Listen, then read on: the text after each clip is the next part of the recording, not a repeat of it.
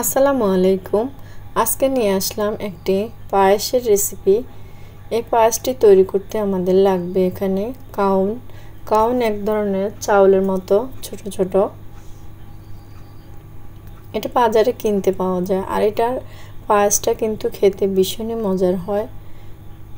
তো আমি এই পায়েসটা তৈরি করার জন্য প্রথমে কাউন পরিষ্কার 1 কাপ নিয়েছি। এখানে এগুলো ভালোভাবে পরিষ্কার করে ধুয়ে নিয়েছি। আর এখানে এখন আমি দিয়ে দিব জাল করে রাখা লিকুইড দুধ।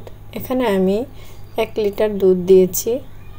দুধটাকে এখন আমি একটু নেড়ে ছেড়ে নিব।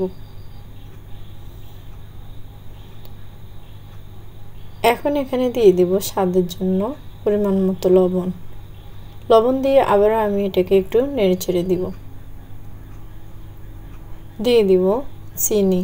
এখানে কম বেশি দেওয়া যেতে পারে, আপনারা যেভাবে খাবেন ওইভাবে দিবেন। কেউ বেশি চিনি পছন্দ করে, আবার কেউ একটু কম মিষ্টি পছন্দ করে, ওইভাবে দিলেই হবে। এখন আমি একটু নেড়েচেড়ে জাল করে নেব। এখানে দিয়ে দিব এলাচের গুঁড়া। আপনারা এখানে ভ্যানিলা এসেন্সও দিতে পারেন।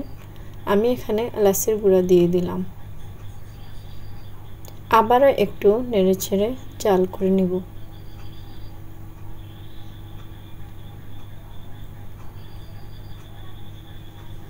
এখন এখানে আমি অ্যাড করব কনডেন্স মিল্ক।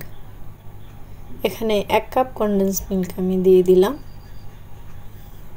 কনডেন্স মিল্ক দিয়ে একটু নেড়েচেড়ে নিব। এখন দিয়ে দিব কাউন। এটা ভালোভাবে পানি ঝরিয়ে রেখেছিলাম, দিয়ে দিলাম। এখন দিয়ে আবার একটু নেড়েচেড়ে নিব।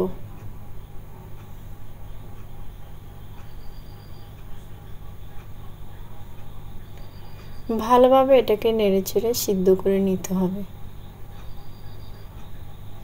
একটু সময় লাগবে সিদ্ধ করতে।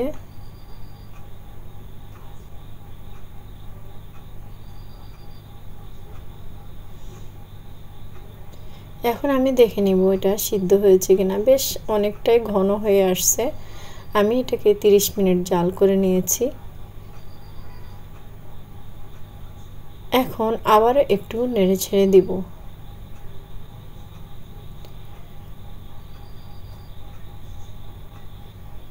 এই পায়েসটা আপনারা নিজেরাও খেতে পারেন, আবার মেহমান আসলে রান্না করে দিতে পারেন। ভীষণই মজা। তো আমার তৈরি হয়ে গেল ভীষণ মজার পায়েস। আজকের রেসিপি যদি আপনাদের ভালো লাগে তাহলে শেয়ার করার অনুরোধ রইল। এখন আমি পরিবেশন করে নেব উপর থেকে কিশমিশ দিয়ে। কেমন লাগলো জানাবেন। সবাই অনেক বেশি ভালো থাকবেন। সবার জন্য অনেক দোয়া রইল। আল্লাহ হাফেজ।